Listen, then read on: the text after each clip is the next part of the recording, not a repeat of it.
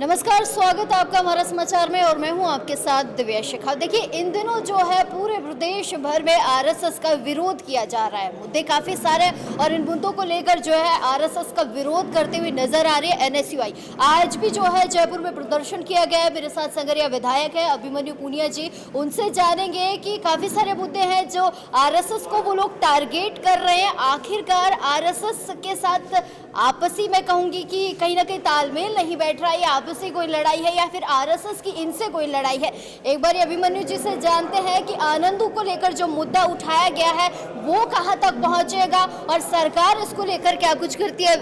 अभिमन्यु जी क्या कुछ कहेंगे, थोड़ा सा एक बार इस मुद्दे के बारे में बताइए, आनंदू को लेकर जो आपने मुद्दा उठाया है। जिस तरीके से आरएसएस के पदाधिकारियों के द्वारा आनंदू के साथ कुकृत्य किया गया और आरएसएस के लोग, आरएसएस के विचारधारा के लोग, आरएसएस के संस्थापक भागवत जी बात करते हैं कि हम समाज में नवनिर्माण करेंगे, हम अंतिम पंक्ति के व्यक्ति को मकान, राशन, उसकी दिनचर्या को बढ़ाने के लिए हम उसके योगदान के मतलब उसका किस प्रकार से विकास हो सकता है परिवार का, हम उसको लेकर संचालन करते हैं, नवनिर्माण की संस्था लगाते हैं, हम शाखा लगाते हैं। लेकिन जो हालात पैदा देश के अंदर आज हुए हैं, देश की भाजपा सरकार आरएसएस के गुंडाओं को जिस प्रकार से छूट दे रखी है, कब्जा करने का काम हो, आज एनएसयूआई का प्रदेश अध्यक्ष जेल में है।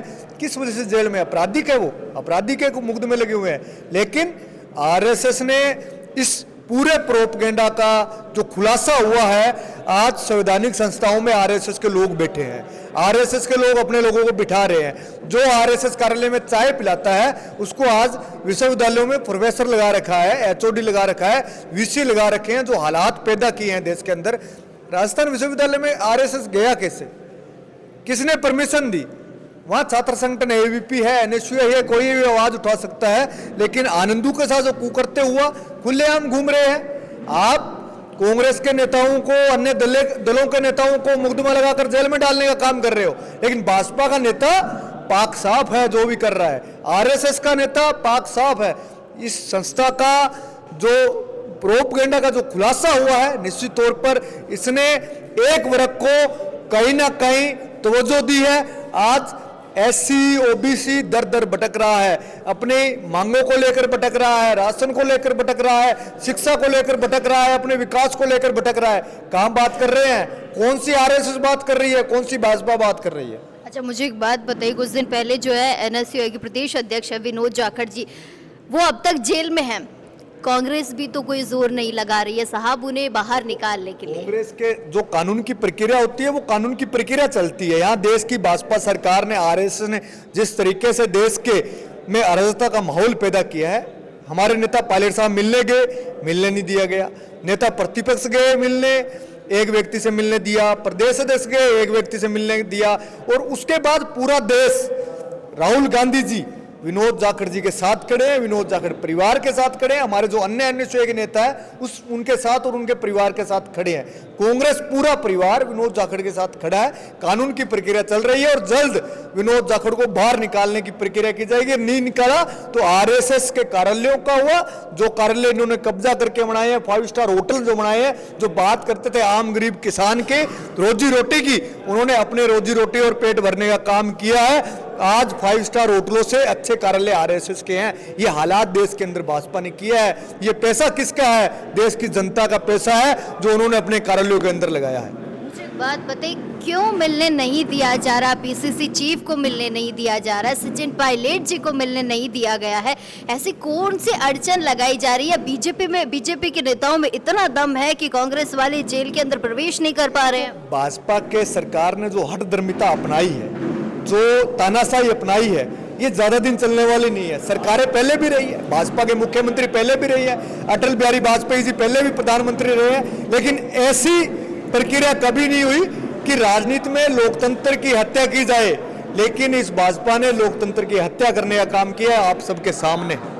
मतलब आरएसएस के लोगों में इतना दम है कि वो एक विश्वविद्यालय में प्रवेश करते हैं, वहां पर बकायदा डेकोरेशन की जाती है, तामझाम किया जाता है कि यहाँ पर उनका प्रोग्राम होने वाला। मतलब सरकारी विद्यालय में इतने ऑर्डर्स हैं लोगों के पास।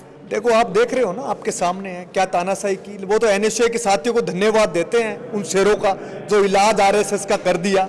और समय रहते अगर आरएसएस और भाजपा सरकार ने तानाशाही को जारी रखा तो इनके कार्यालयों की हालात भी वो कर देंगे जो राजस्थान विश्वविद्यालय के अंदर एनएसयूआई ने की थी।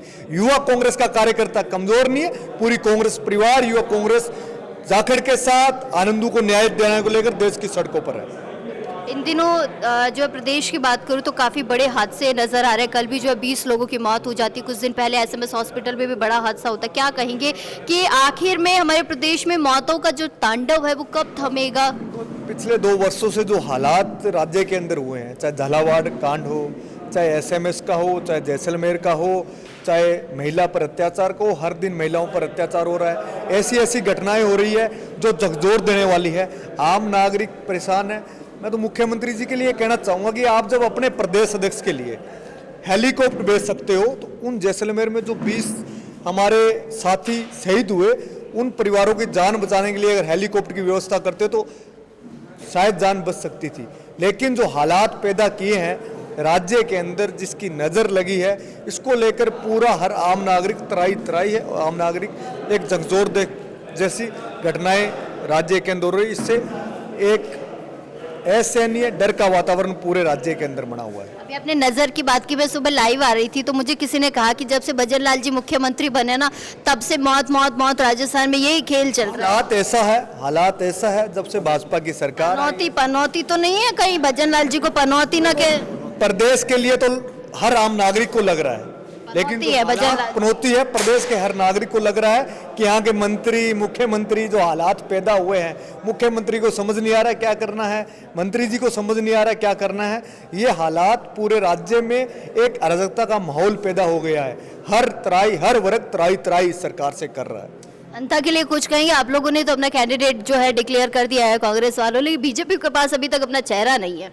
देखो, बीजेपी कभी मुख्यमंत्री जी वसुंधरा राजे जी के पास जा रही है पूर्व, कभी मुख्यमंत्री वसुंधरा राजे जी कह रही है प्रदेश अध्यक्ष जी तय करेंगे, मुख्यमंत्री जी तय करेंगे। निश्चित तौर पर भाजपा का सामंजस्य बैठ नहीं पा रहा है। कांग्रेस एक है, कांग्रेस अंता से इसकी उल्टी गिनती स्टार्ट राज्य सरकार की हो जाएगी। एक आखिरी सवाल पूछूंगी, अगर विनोद जाखड़ बाहर नहीं आते हैं तो दिवाली तो जेल में मनेगी, ये तो 100% श्योर है। आप लोग क्या करेंगे फिर? देखो, अगर लंबे समय तक अगर विनोद जाखड़ हमारे साथियों को अंदर रखा तो राजस्थान के अंदर कांग्रेस, युवा कांग्रेस, एनएसयूआई मिलकर आने वाले समय में इस भाजपा के कार्यालय का हो, मुख्यमंत्री का हो, हर पटल पर इस सरकार का घेराव करने का काम करेंगे और हमारे साथी की आवाज को मजबूती न्याय के साथ उसके साथ खड़े रहेंगे। चलिए, बहुत शुक्रिया।